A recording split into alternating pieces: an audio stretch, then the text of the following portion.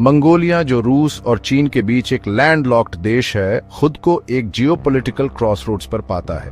अपनी ऊर्जा जरूरतों के लिए रूस पर काफी हद तक निर्भर मंगोलिया को अपनी संप्रभुता की रक्षा करते हुए अपने शक्तिशाली पड़ोसी के साथ अपने रिश्ते को सावधानी से चलाना होगा। रूसी राष्ट्रपति व्लादिमीर पुतिन की हाल ही में मंगोलिया यात्रा के दौरान यह नाजुक संतुलन स्पष्ट रूप से सामने आया।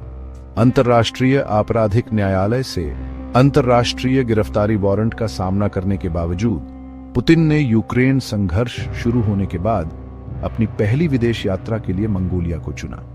यह फैसला रूस के लिए, खासकर ऊर्जा क्षेत्र में मंगोलिया के रणनीतिक महत्व को उजागर करता है।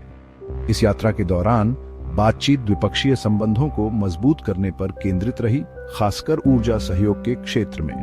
पावर ऑफ साइबेरिया 2 पाइपलाइन एक बड़ी परियोजना है जिस पर विचार किया जा रहा है, जिसमें रूसी प्राकृतिक गैस मंगोलिया से होकर चीन जाएगी। इस परियोजना में मंगोलिया की अर्थव्यवस्था को काफी बढ़ावा देने, जरूरी ट्रांजिट फीस प्रदान करने और सस्ती ऊर्जा तक पहुंच प्रदान करने की क्षमता है। हालांकि इससे मंगोलिया की रूस पर निर्भरता और भी गहरी होने का जोखिम है। संभावित रूप से विश्व मंच पर स्वतंत्र रूप से काम करने की उसकी क्षमता सीमित हो सकती है। मंगोलियाई सरकार के सामने एक मुश्किल विकल्प है। उसे रूस के साथ घनिष्ठ ऊर्जा संबंधों के आर्थिक लाभों को संभावित भू राजनीतिक जोखिमों के विरुद्ध तौलना होगा। तेजी से अनिश्चित दुनिया में मंगोलिया की भविष्य की समृद्धि और सुरक्षा के लिए सही संतुलन बनाना महत्वपूर्ण होगा। पूर्वी चीन सागर के पार ताइवान द्वीप राष्ट्र अपनी भू राजनीतिक चुनौतियों का सामना करता है। चीन और संयुक्त राज्य अमेरिका के बीच लंबे समय से तनाव का स्रोत रहे ताइवान ने हाल के वर्षों में मुख्य भूमि से सैन्य गतिविधि में उल्लेखनीय वृद्धि देखी है। चीन ताइवान को एक अलग प्रांत के रूप में देखता है और उसने इसे मुख्य भूमि के साथ फिर से मिलाने की कसम खाई है, जरूरत पड़ने पर बलपूर्वक। पीपुल्स लिबरेशन आर्मी ने ताइवान के पास अपने सैन्य अभ्यास और लाइव फायर अभ्यास तेज कर दिए हैं, जिससे ताइवान के अधिकारियों और अंतर्राष्ट्रीय समुदाय में चिंता बढ़ गई है। इन कार्रवाइयों को व्यापक रूप से ताइवान को डराने और उसे औपचारिक स्वतंत्रता की मांग करने से रोकने के उद्देश्य से बल प्रदर्शन के रूप में देखा जाता है।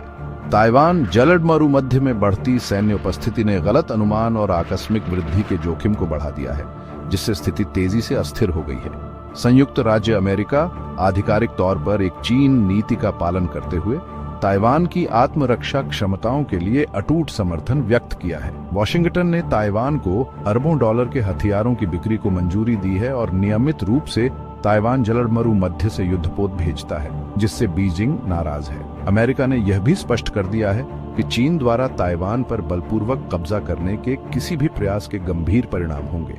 ताइवान खुद को एक महाशक्ति प्रतिद्वंद्विता के बीच में फंसा हुआ पाता है। उसका भाग्य बड़े और अधिक शक्तिशाली प्लेयर्स के कार्यों से जुड़ा हुआ है। द्वीप राष्ट्र अपनी लोकतांत्रिक जीवन शैली की रक्षा करने और अपनी वास्तविक स्वतंत्रता बनाए रखने के लिए दृढ़ है, लेकिन आगे का रास्ता अनिश्चितता और खतरे से भरा हुआ है। रूस और चीन के बीच संबंधों को अक्सर एक रणनीतिक साझेदारी या यहां तक कि बिना सीमाओं वाली दोस्ती के रूप में वर्णित किया गया है। जबकि दोनों देश मौजूदा विश्व व्यवस्था को चुनौती देने और पश्चिमी प्रभाव के खिलाफ एक समान हित साझा करते हैं, उनकी साझेदारी अपनी सीमाओं के बिना नहीं है, खासकर जब ताइवान मुद्दे की बात आती है। चीन ताइवान के प्रश्न को एक आंतरिक मामला मानता है और अपने सहयोगियों से अपनी स्थिति का सम्मान करने की अपेक्षा करता है।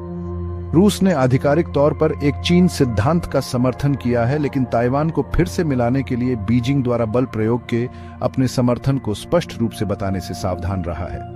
मॉस्को समझता है कि ताइवान संघर्ष में किसी भी सीधी भागीदारी के पश्चिम के साथ उसके अपने संबंधों पर दूरगामी परिणाम होंगे। इसके अलावा रूस चीन पर अत्यधिक निर्भर होने से सावधान है, खासकर आर्थिक क्षेत्र में।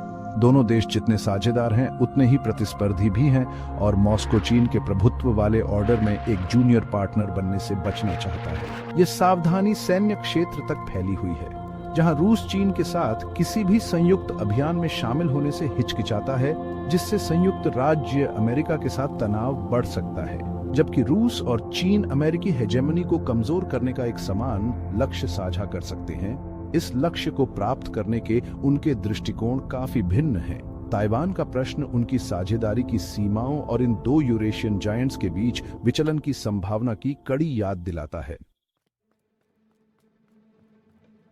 वर्ष 2024 ने ताइवान जलमरुमध्य में तनाव में उल्लेखनीय वृद्धि देखी। उस वर्ष अक्टूबर में चीन ने ताइवान के पास बड़े पैमाने पर लाइव फायर सैन्य अभ्यास किए, जिसमें द्वीप पर पूर्ण पैमाने पर आक्रमण का अनुकरण किया गया। ये अभ्यास पीपुल्स लिबरेशन आर्मी द्वारा किए गए अब तक के सबसे बड़े और सबसे परिष्कृत अभ्यास पूरे क्षेत्र और उसके बाहर सदमे की लहरें भेज दिए। अभ्यास का समय कोई संयोग नहीं था। वे ताइवान के राष्ट्रपति चुनाव के कुछ ही समय बाद आए, जिसमें मौजूदा स्वतंत्रता समर्थक पार्टी सत्ता बरकरार रही। बीजिंग ने चुनाव परिणाम को अपने एक चीन सिद्धांत के लिए एक सीधी चुनौती के रूप में देखा और ताइवान की औपचारिक स्वतंत्रता को रोकने के अपने संकल्प को प्रदर्शित करने के उद्देश्य से बल प्रदर्शन के साथ जवाब दिया। अक्टूबर 2024 के अभ्यास ने इस क्षेत्र और संयुक्त राज्य अमेरिका में कई लोगों के लिए एक वेकअप कॉल के रूप में काम किया। उन्होंने ताइवान पर सैन्य संघर्ष शुरू होने की वास्तविक संभावना और वैश्विक सुरक्षा और वैश्विक अर्थव्यवस्था के लिए इस तरह के संघर्ष के विनाशकारी परिणामों पर प्रकाश डाला। अभ्यास ने गलत अनुमान और वृद्धि को रोकने के लिए स्पष्ट संचार और संकट प्रबंधन तंत्र की आवश्यकता को भी रेखांकित किया।